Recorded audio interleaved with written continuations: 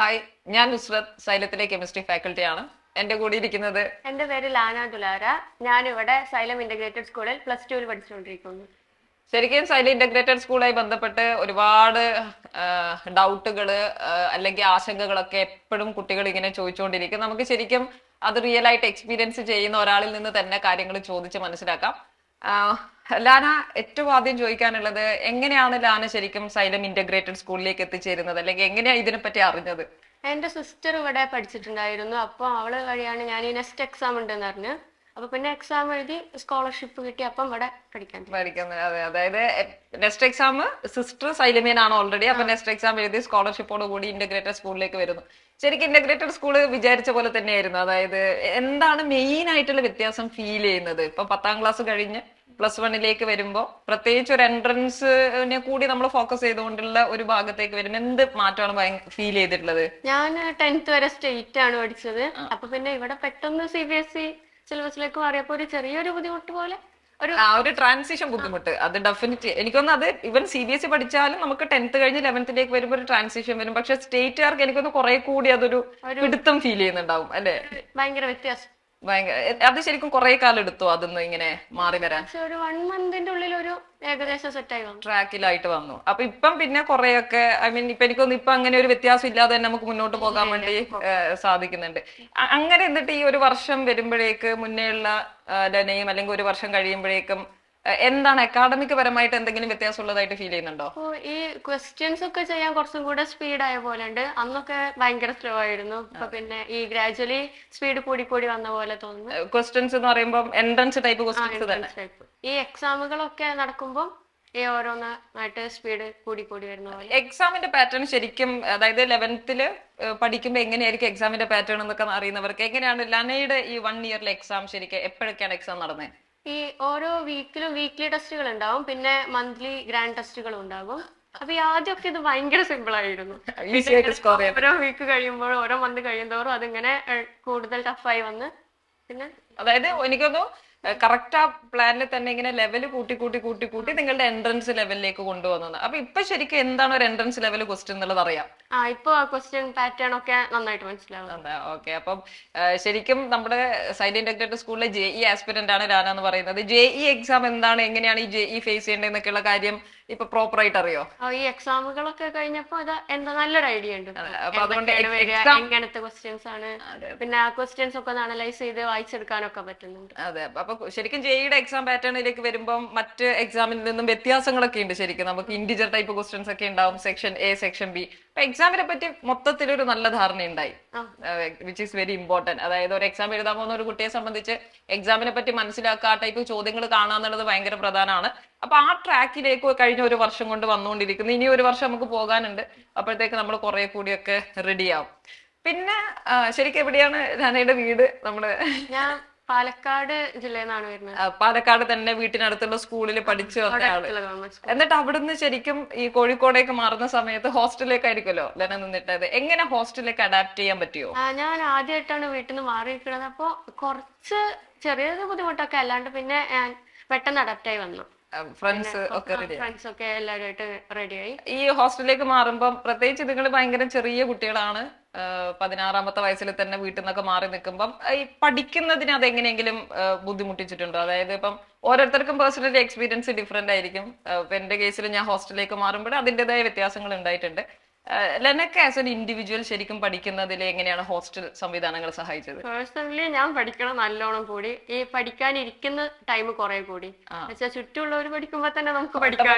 അതായത് വരുമ്പോൾ എല്ലാവരും ഇരുന്ന് പഠിക്കുന്നു, എല്ലാവരും ഹോസ്റ്റൽ ആംബിയൻസിൽ പഠിക്കുന്നു. അപ്പൊ ഞാനും പഠിക്കണം, ഇല്ലെങ്കിൽ ഞാൻ പിന്നിലാവും എന്നുള്ള എന്റെ ഒരു, എനിക്കൊന്നും അതൊരു സെൽഫായിട്ട് തന്നെ നമുക്ക് പഠിക്കാൻ തോന്നുന്ന ഒരു ചുറ്റുപാട്. മാറാൻ നല്ല കാരണം അതന്നെയാണ്. വീട്ടിലിരുന്നാ പഠിക്കുമല്ലോ എന്ന് എനിക്ക് അറിയാം. അതെ. അപ്പൊ വീട്ടിലിരുന്നാ പഠിക്കാത്തവർക്ക് എനിക്കൊന്ന് ഹോസ്റ്റല് ഭയങ്കരം ആയിട്ട് നമ്മൾ അനുകൂലിക്കുന്നു. പിന്നെ ഹോസ്റ്റലിൽ പഠിക്കുന്ന സമയത്ത് ഇങ്ങനെ എങ്ങനെയാണ് ഹോസ്റ്റലിലുള്ള പഠനത്തില് ഇപ്പൊ ഡൗട്ട്സ് ഒക്കെ വരുമ്പോൾ എങ്ങനെയാണ് അതൊക്കെ ക്ലിയർ ചെയ്യുക ഹോസ്റ്റലിൽ നിന്ന്? ഈ ടീച്ചേഴ്സ് എല്ലാ സൺഡേ നമുക്ക് ഡൗട്ട് ക്ലിയറൻസിന് ഹോസ്റ്റലിലേക്ക് വരുന്നുണ്ട്. എത്ര സമയം വേണമെങ്കിലും നമ്മളെ കൂടെ സ്പെൻഡ് ചെയ്ത് എല്ലാ ഡൗട്ടും ക്ലിയർ ആക്കി. ഇതില് ഇങ്ങനെ, അതായത് ക്ലാസ്സിൽ ഇരിക്കുന്ന സമയത്ത് ഓഫ് കോഴ്സ് ഇപ്പൊ സ്റ്റേറ്റിൽ പഠിച്ച ഒരു കുട്ടി +1ലേക്ക് വരുന്ന സമയത്ത് കുറച്ച് ഹെവി ആയിട്ടൊക്കെ ആദ്യം ഫീൽ ചെയ്യും. അപ്പൊ ആ ഫസ്റ്റ് 1 മന്തിലെ ട്രാൻസിഷൻ സമയം എന്ന് പറയുന്നത്. അതിൽ ആ സമയങ്ങളിൽ എടുത്തിരിക്കുന്ന ക്ലാസ് ഒക്കെ ശരിക്കും മനസ്സിലാക്കി ആ ഭാഗത്തിന്റെ എൻട്രൻസ് ക്വസ്റ്റ്യൻസ് ഒക്കെ ചെയ്യാൻ പറ്റിയോ? ഈ ഫസ്റ്റ് ചാപ്റ്റേഴ്സ് ഒക്കെ എങ്ങനെയാന്ന് വെച്ചാൽ അവര് നല്ല പതുക്കെയാണ് എടുത്തത്. എല്ലാവർക്കും മനസ്സിലാക്കേണ്ട ഉറപ്പ് വരുത്തി, ഒരു കുട്ടിക്കും ബുദ്ധിമുട്ടൊന്നും ഇല്ലാന്ന് ഫുൾ ഉറപ്പാക്കിയിട്ട് നല്ല ടൈം എടുത്തിട്ടാണ് ആദ്യത്തെ ചാപ്റ്റേഴ്സ് ഒക്കെ എടുത്തത്. അപ്പൊ അത് നല്ലോണം വളരെ ക്ലിയർ ആയിട്ട് എനിക്കൊന്ന് ഗ്രാജുവലി മാത്രം, അപ്പൊ ആദ്യം വളരെ ബേസ് ലെവൽ തൊട്ട് തന്നെ നമ്മൾ എടുത്തോണ്ട്, അതായത് കുട്ടികൾക്കെല്ലാം അതിന്റെ ബുദ്ധിമുട്ട് ഉണ്ടാകും എന്നുള്ളത് കൊണ്ട് തന്നെ വളരെ പയ്യെ മാത്രം എടുത്ത് അത് സെറ്റ് ആക്കി വന്നു. ഇപ്പൊ ശരിക്കും 11th ടോപ്പിക്കിനെ പറ്റിയൊക്കെ നമുക്ക് നല്ലൊരു ഐഡിയ എങ്ങനെയാണ് ചെയ്യേണ്ടതെന്നുള്ള കാര്യങ്ങളൊക്കെ ഉണ്ട്.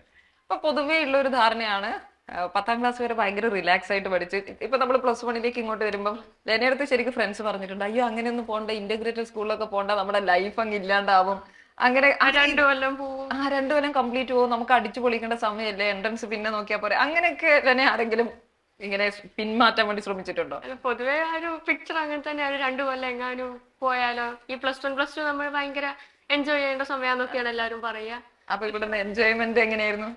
ക്ലാസ് ടൈമിലൊക്കെ അത്യാവശ്യം സ്ട്രിക്റ്റ് ഒക്കെ തന്നെയാണ്. പക്ഷെ നമുക്ക് ഇവിടെ ഇതേപോലെ മിക്കവാറും എല്ലാ മന്തും ഓരോരോ പ്രോഗ്രാം ആയിട്ടുണ്ടാവും. പിന്നെ ഒരു ട്രിപ്പ് ഉണ്ടായിരുന്നു.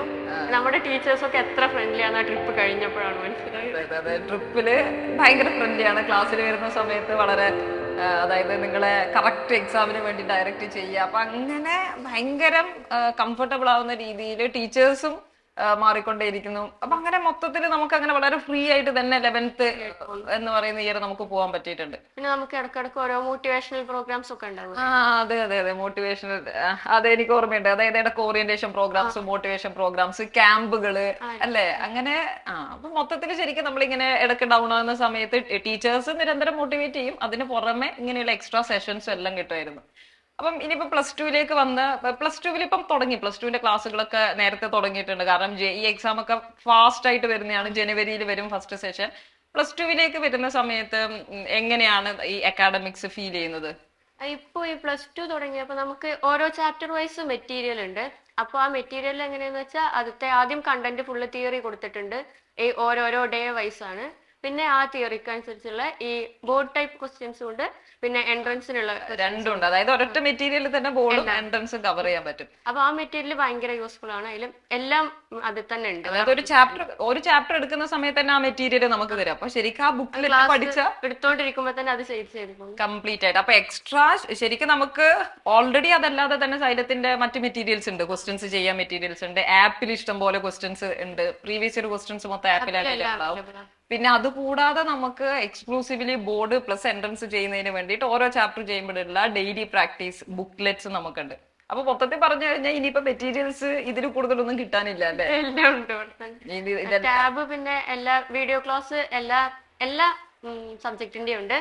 എല്ലാ ചാപ്റ്റേഴ്സിന്റെ വീഡിയോ ക്ലാസ് അതിലുണ്ട്. അപ്പൊ നമുക്ക് എപ്പോ വേണമെങ്കിലും. അതെ, കോൺസെപ്റ്റ് അതെനിക്കൊന്ന് അതൊരു ഹൈലൈറ്റ് ആണ്. ഒരു നമ്മുടെ ടാബിലുള്ള സൈലത്തിന്റെ ഓൺലൈൻ ക്ലാസ്സുകൾ കൂടി നമുക്ക് ആക്സസ് ചെയ്യാൻ പറ്റുന്ന രീതിയിൽ സംശയങ്ങളൊക്കെ വരുമ്പോൾ, ഈവൻ എനിക്കൊന്ന് +1 ഏതെങ്കിലും ടോപ്പിക്ക് സംശയം ഉണ്ടെങ്കിൽ ഇപ്പൊ റിവൈസ് ചെയ്യുമ്പോൾ അത് നമുക്ക് ഇപ്പൊ കാണാം. അങ്ങനെ കോൺസെപ്റ്റ് വൈസ് ആയിട്ട് തന്നെ നമുക്ക് കാണാൻ പറ്റുന്ന ഫെസിലിറ്റീസ് എല്ലാം ഉണ്ട്.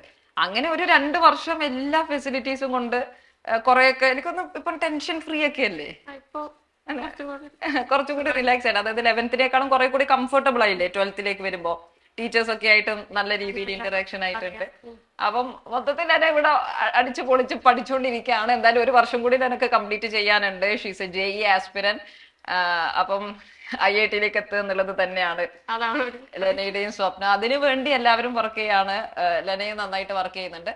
സോ ഇന്റഗ്രേറ്റഡ് സ്കൂളിലേക്ക് പഠിക്കുമ്പോഴുള്ള കാര്യങ്ങളാണ് ശരിക്കും നമ്മൾ ഡിസ്കസ് ചെയ്തത്. ആൻഡ് എസ്പെഷ്യലി എനിക്കൊന്ന് സ്റ്റേറ്റ് സിലബസ് പഠിച്ചാലും CBSE പഠിച്ചാലും 11th 12th ഒരു ഇന്റഗ്രേറ്റഡ് പ്രോഗ്രാമിലേക്ക് വരുമ്പോൾ ഒരു JEE ആസ്പിരന്റിന് അത് ഭയങ്കര റൈറ്റ് ഡിസിഷൻ ആയിരിക്കും അല്ലെ? ഞാൻ ഒരിക്കലും റിഗ്രറ്റ് ചെയ്യില്ല.